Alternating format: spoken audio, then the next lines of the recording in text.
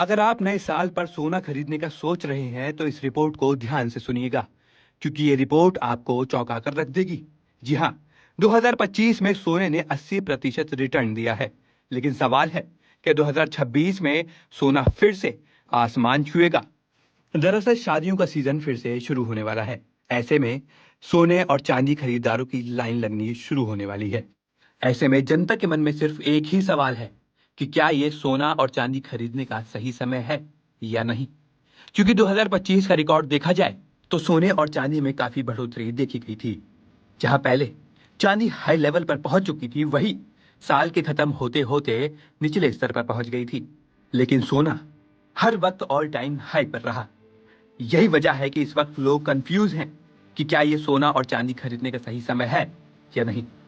चलिए बात करते हैं 2025 में सोने की।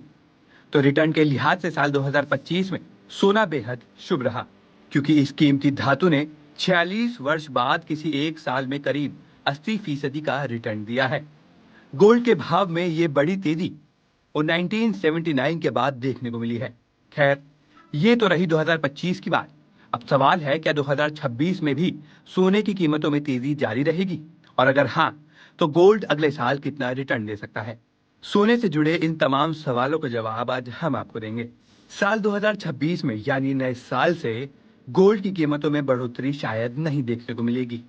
ऐसा संभव नहीं है क्योंकि साल 2025 में सोने में जिन बड़े कारणों से तेजी आई, वो अब मैच्योर होने लगे हैं या फिर हो जाएंगे। साथ ही आपको बताते हैं कि साल 2026 में सोने में निवेश करने पर कितना रिटर्न मिलेगा। अजय कोडिया ने कहा कि 2026 में सोना औसत 12 से 15% रिटर्न देगा।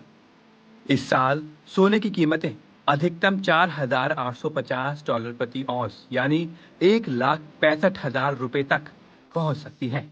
साथ ही डाउनसाइड $3,800 प्रति औंस तक हो सकती है, जिसका मतलब है 1,18,000 रुपए।